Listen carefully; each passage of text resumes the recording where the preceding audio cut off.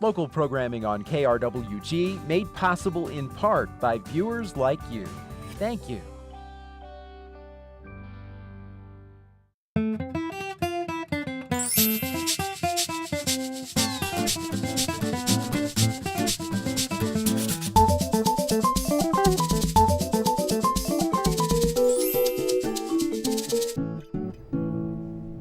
Hi, welcome to Fronteras, A Changing America. I'm Monica Ortiz Uribe. Southern New Mexico has a new national monument. Last month, President Obama signed a proclamation creating the Organ Mountains Desert Peaks National Monument. So, what comes next? To answer that question, I've invited Bill Childress. He's with the Las Cruces Bureau of Land Management. Welcome, Bill. Thank you. Pleasure to be here. I'm glad to have you. So let's start with a basic question. Tell me, what is the Bureau of Land Management and how does it relate to this new monument? Okay. Bureau of Land Management is very similar to the National Park Service and the U.S. Forest Service in the sense that we manage public lands for the citizens of the United States. We are actually the largest federal land management agency. We manage almost 250 million public land acres. Of course, some of those acres are in Alaska. We have a great number of those millions of acres in the Alaska area. Also, most of the lands that we manage are in the 13 western states.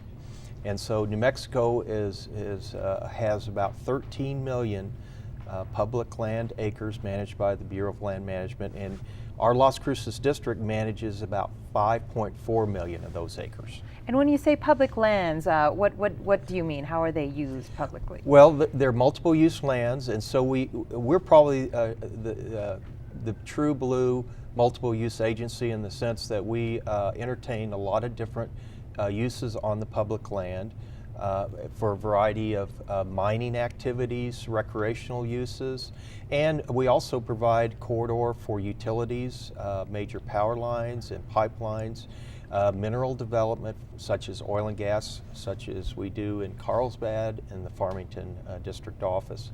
So we allow for a lot of uses on most of the land, but not all uses on every piece of land, and that sort of dovetails into the national monument. How we will manage it is slightly different than regular public lands. So let's talk then about the moment that you heard the news about the national monument. When did you hear it, and what happened when you heard? Well, we heard that it was going to happen the day before. There was a news release by the president saying he was going to by proclamation, establish a national monument in New Mexico. We knew that it was a possibility for months. As you know, the Secretary of Interior came out several months ago and visited the resource with the two senators. I had an opportunity to take the senators and the Secretary on a small hike up in the Las Uvas area, or the Broad Canyon area, to give them some exposure to some of the historic resources that exist within the monument. And after that, we knew that it was possible through legislation, and there's always the possibility through proclamation something could happen. And sure enough, we got the news, and it happened on a Wednesday. Very good, very good. So let's get a brief overview of the monument. How big is it, and where are the boundaries, and what do they encompass? Okay, well, so I can be precise. It's 496,330 acres of public lands. That sounds pretty big. It's close to 500,000 acres, and it's in 4 distinct areas. We have the Organ Mountains, which most people are aware of, and then we have the Doñana Mountains, which is a small mountain range between the Oregons and the next mountain range in distinct area, which is the Robledo and the Las Uvas. We commonly refer to as the Desert Peaks area. And then south of Interstate 10, near the international border, is the Potrillo Mountains. And so it includes a large landscape there as well. So it's sort of 4 distinct areas, all under one monument designation. And with different mountain ranges, different mountain ranges and valleys. Okay. And other features. So what happens with the land now that it's a monument? What changes can people expect? Well, there's some changes that have been made immediately. It makes a decision to retain the lands in federal ownership forever. And that way, BLM through the course of land use planning efforts that we do, we will not dispose of the land. We will not sell it off for development of some sort. The other thing it does is it closes it to mineral development. We have 3 forms of mineral development. We have locatable, which is precious minerals. We have leasable, which is oil and gas, potash mines, and geothermal leasing. And then the other one is saleable. That's common variety materials for sand and gravel, for concrete, and building rock walls that you see around in the valley. These are activities that go on in other BLM-owned land. That's but correct. That cannot happen once with the monument That's designation. correct. Yes, it segregates it from those forms of entry. Now, subject to valid existing rights, we do have some mining claims, and we do have some leases for oil and gas. They're few, and we will honor those until those expire or the claims are lifted by the claimant. These are ongoing leases that you have now within the monument boundaries. There is no activity on those leases, but they're leases for 10 years, for instance. Okay. And does the deadline for the 10-year leases vary on site It's to about site? halfway through its term. We have about 5 years left on most of the leases that I'm referring to regarding oil and gas leasing, for instance. Okay, so you said you let those carry through until the lease expires, and after that there would be no new leases That's correct. given out. Does this include permits for grazing, leasing for grazing? No, grazing permits in the proclamation, it suggests that we shall manage using existing laws, regulations, and policy for livestock grazing, subject to the objects for which the monument was established. So the activity of grazing will continue. We will have to do a land use plan looking at a range of alternatives to see where we head in the future. How many leases for cattle grazing exist currently within the monument boundaries? We have, and not all the allotments are 100% within the monument. We have 41 grazing allotments that are partially within the monument. Okay, and what will happen to these 41 leases? Well, they will continue while we're going through a land use planning process, and we will look at a range of alternatives. And clearly, several of the alternatives will include continued grazing. And I think at this point, we'll have to look to see if there's any compelling reason and a legitimate reason for not continuing to allow that activity to occur on the national monument lands. And what sort of things determine that kind of a decision? Well, we have to weigh the activity of grazing as it relates to the objects for which the monument was established. Historic features, prehistoric cultural sites, and some of the biological values associated with the national monument that are part of the objects. But we've sort of looked at those things in the past when we permit grazing. Those are things that we look at anyway, but we'll have to give it a little different look now that it's a national monument, in fairness to the proclamation that was established. Okay, so if you find that the two existing things conflict with one another, then you would make some sort of a decision to either end the grazing lease or continue it. It may not be ending grazing, but maybe just modifying the practice or looking at, for instance, if an operator wants to put in a new facility, we would need to look at that facility where it's placed to see if it impacts one of the objects for which we're to manage under the proclamation and the establishment of the national monument. Okay. Okay. Well, I know that a big concern all throughout the discussion of this, before the creation and now after the creation of the monument, was about how close the boundary came to the international border, and people were worried about safety, about access for law enforcement, and I wonder if you could talk about that. Sure. First of all, we have a really good, strong memorandum of understanding between us and the Department of Homeland Security that allows them currently to go into the wilderness study areas to patrol on existing routes, and if necessary, on an emergency situation, whatever that emergency may be, they are allowed to go across the wilderness study area in any means they need to access it to deal with the issue or the problem. And that applies to other law enforcement agencies as well. We have lots of routes in the Potrillo mountain region that are accessed continuously by Border Patrol and their activities and other law enforcement agencies, and that will not change. That includes the local law enforcement agencies. Correct. And does this include just for only in emergency situations, or say for regular patrol? The regular patrol, we ask them to stay on existing roads and trails, but if they're in trying to resolve an issue that requires going off those roads, we understand it. All we ask is to be notified afterwards so we can look to see if there's anything we need to do to mitigate the impacts. And how close will the monument border boundary get to the international border? Probably as a crow flies, maybe 5 to 6 miles. That's sort of been offset from Highway 9. The original wilderness study area boundary went all the way to Highway 9. It's offset somewhat because we know that there's a lot of patrolling in concentrated employee and patrolling in that geographic area. So there is an offset. Okay. So you worked for the BLM near the Arizona border in the past. Is that correct? That's correct. So can you tell me about what it's like to run a national monument right along the border? Does it present any kind of safety issues?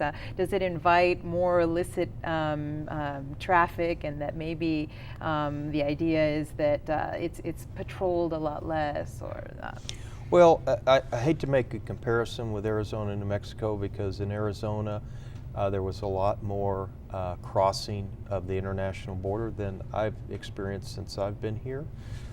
It's really significantly different, and I don't understand exactly why, because there's a lot of open range in both Arizona and New Mexico. But in saying that, we do have a special area. It's called the Wilderness Study Area. And down in the Potrillo Mountains, that wilderness study area has been there for 20 some odd years. It's a very restricted area in terms of what kind of things we can allow and authorize. And the Border Patrol has been patrolling that ever since it was established as a wilderness study area, patrolling on existing roads and trails. And I think that there won't be any additional issues as a result of a monument designation. all right. Well, let's discuss costs. Will there be any additional cost to running this land now that it's a monument? Well, there is an expectation with a national monument that we provide a little bit more attention than maybe other public lands. It's a special area, and as the monument becomes more popular and we draw more people in, we'll have more demands for facilities, signing, patrolling, and interaction with the public. So there will be some costs associated with managing this national monument.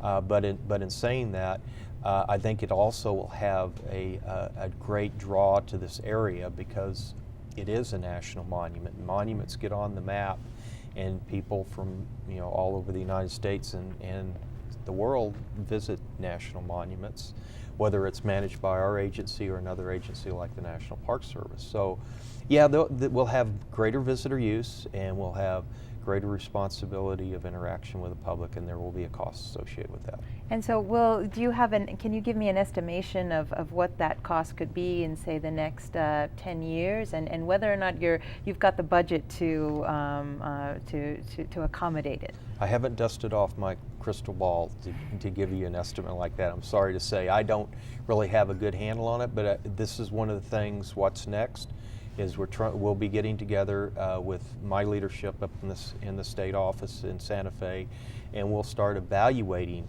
what are some of the things we need to do now, in projecting in the long term what kind of things will we need in the future to help manage this resource. And so yet to be determined, and I don't have an answer for that now, but if you want to catch me in about 3 months, I might be able to help you with an answer to that. Are there any immediate changes that are going to be happening in terms of maybe a staff increase or any kind of resource increase? Not probably until the next fiscal year. Our fiscal year starts in October. We're in the midway, a little more than midway in this fiscal year. I don't expect additional funding for staff. However, we are looking to assign in logical places, routes, so people know when they're entering and leaving the National Monument. We have a lot of different points of entry into this National Monument, as you can imagine, from all sides in the Robledo and Las Uvas area, and to a certain degree that's the case in the West Patrios. It's mostly on the west face for the Oregon Mountains, and so we know where we can put signs there, but we're going to have to really look, and we'll probably, I'm going to try to get as many as 24 signs placed in the next 3 to 4 months out on the resource. Okay, and this is to help orient people. Right, so they know they're entering a national monument. I see. Yeah. Well, when I think of National Monument, I think of White Sands here in New Mexico. But White Sands is operated by the Park Service. Mm-hmm. This will be managed by you, the BLM, and I wonder how will that make things different? Well, in comparing White Sands with this monument, we will not have a when you enter White Sands, you enter a fee area, and there's somebody collecting a fee. We will not manage the monument that way, and for the Oregon Mountain Desert Peaks unit. No entrance fee. We do have fee areas, but you can drive into the resource, and you can either pay at our visitors center up in the Dripping Springs area, or there's Iron Rangers where it's the honor system. You can pay. We also have a year pass that people can buy that gives them day use permission to use our day use fee areas. And those day use fee areas for the monument would be Aguirre Springs, which is the campground, and Dripping Springs, which is the day use area. But that pass also gets you day use for the Three Rivers site, which is in Otero County. What other differences could people expect? I mean, again, thinking about White Sands, I think it's very easy. There's a road that takes you to the park, and there are rangers to guide you.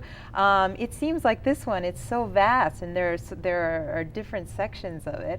I wonder how people will get around, and whether the orientation and the access will be different, or how it will. We have a little bit different niche than the National Park Service. We want people to explore our monuments to a certain degree on their own. We will have guided hikes and walks. We do now for the Dripping Springs area. Of course, we have another national monument that I'd like to mention, and that's the Prehistoric Trackways National Monument. We've had that since 2009. And we're providing opportunities for guided hikes and walks, not only for school children, but for adults. We've partnered up with the local Las Cruces Natural History Museum, which will be partnering with us to do that. We have the Prehistoric Trackways Foundation that is eager to work with us to do interpretive hikes. That's a model that we're hoping to expand to this larger national monument that borders Prehistoric Trackways on 3 sides. It's a 5,000 acre unit. It's just as important as the big one that was recently designated. We'll try to blur the lines for those 2 monuments and manage them together where we can, but different as well because for the reasons for which they were designated. So if people here locally want to participate in some of these guided hikes, where do they go to look that information up? Please go to our Bureau of Land Management external webpage. It'll get you to the national site. You go to the U.S. map and click on New Mexico, then click on Las Cruces, and there's lots of information about all of our recreational opportunities in the district. Specifically, we have a site set aside for the new national monument. Now, is there anything coming up in late June or July? Any hikes that you'd like to highlight? I don't know of any right now. We haven't planned for the next fiscal year hike schedule, but we have been having hikes and walks and nature walks up in the Dripping Springs area for quite some time, and I expect that to continue. And we're going to accelerate the number over the years due to the National Monument designation. Yeah, I understand that there's some kind of a rose species that only grows in the Organ Mountains, and maybe there's something special about it. Can you tell us about that? Yeah, there's the night blooming cirrus, and it blooms at night. And there's like a real small window when you can go out and actually observe it and watch it bloom before it gets dark on you. It's pretty neat, and we always do a hike for that as well, walking all the way up to the edge of the Organ Mountains pinnacles to observe it. Well, so most folks are familiar with the Dripping Springs Trail at the foot of the Organ Mountains, and it's a beautiful and a relatively easy hike. I wonder if there are other hikes with these same characteristics that maybe people don't know about, or it isn't as well known. Well, I think most people are familiar with the Baylor Canyon Trail, which is off Baylor Canyon Road on the west side of the Organs, and it leads up over by what's known as the Rabbit Ears, which is two of the features in the Organ Mountains, and it goes back down into Aguirre Springs. And then if you're just doing it back and forth, you go back out. You know, that's a 6-hour hike, and you get quite a bit of relief in that hike. It's strenuous, bring plenty of water, but it's also a very enjoyable hike because of the vista and the scenery that you can see. What about out in some of the other sections, the newer side, the Doñanas and out? Doñanas is a place where we have developed a variety of trails for a variety of users. We have mountain bike trails, we have hiking, we have equestrian, and then we have some motorized trails. And I would expect us to relook at that, but probably try to continue as much of that as possible. It's become quite the popular area for the weekend user, especially working the logistics on bringing trailers in for equestrian purposes. I see. Well, let's talk about some of the landmarks that are located within the monument, especially in these areas that are away from the Organ Mountains. I mean, I drive down I-10 on the way to Deming, and it looks like, oh, there's not much out here, but you know what's out there. Tell me what's special about that landscape. Well, when you explore the area and when we're able to provide additional information on what's available, you'll find that it's really rich in cultural and historic resources that are worth exploring as you have time. Some of these will take quite a bit of a hike to get to, and others will be in fairly close proximity to a good dirt road or paved road. I'll give you an example on the Robledo Las Uvas. We have two really nice sheer steep canyons known as Broad Canyon and Baez Canyon, and both of those have petroglyph panels that are, some of the panels are just abundant in nature, and people really enjoy looking at those features in a landscape. Plus the scenery when you walk through those canyons are pretty unbelievable. A quick little story: when we took the secretary and the two senators out there, a fox ran across while we were walking down that drainage, and that was pretty interesting. It was kind of a thrill for everybody. And so, but there's also the old aerial bombing targets. There's old historic adobe features and buildings out on the landscape, and then there's the Butterfield Stagecoach Route, or the Southern Overland Trail, which goes right through the southern part of the Desert Peaks or the Robledo Las Uvas area. Plus there's two wilderness study areas, the Las Uvas and the Robledos. And there's also some volcanic crater, I understand. Yes, and that is in the Petrillo Mountains. You have the Aden lava flow, Aden crater. Then you have the Kilbourne Hole and the Hunts Hole, and those are Mars, MARs, and those are features that had one volcanic explosion. So it's a flat feature with an impression in the ground.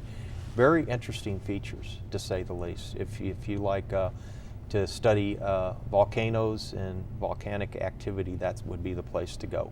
And actually, on the Aden lava flow, it's a research natural area at this time, where we are trying to pull researchers in to explore and understand what occurred on that landscape. What about stargazing opportunities? Is this a good area to look up into the sky at night? Especially for the Robledo and Las Uvas and the Potrillo Mountains. Probably the Potrillos not as much as Robledos because you're close to El Paso, but if you want to get a dark sky, a Geary Springs campground on the other side of the Oregon Mountains as you're going towards White Sand Missile Range, or the Robledo Las Uvas is the place to go. And there's plenty of access there. Yeah, so what are some of the ways you can access? Is it all by foot? Do you need a car, an off-road vehicle? I'm glad you asked that because I've gotten a lot of questions. Are all the roads closed now? And the answer is no. All the roads are still open. We do, under the proclamation, have to designate routes, but that'll be at a later date when we do the land use plan, and we're going to try to leave as much access open as possible because we realize the public has a right and should have an opportunity to explore as much of the monument as possible. Some of the roads are paved, good for a two-wheel drive vehicle, and some of them are like two-track, very rough, rugged roads that would require a four-wheel drive vehicle. Very good. Well, I'd like to thank you for coming on the show, and I hope to get out and explore the monument soon. This has been Fronteras, A Changing America. I'm Monica Ortiz Uribe.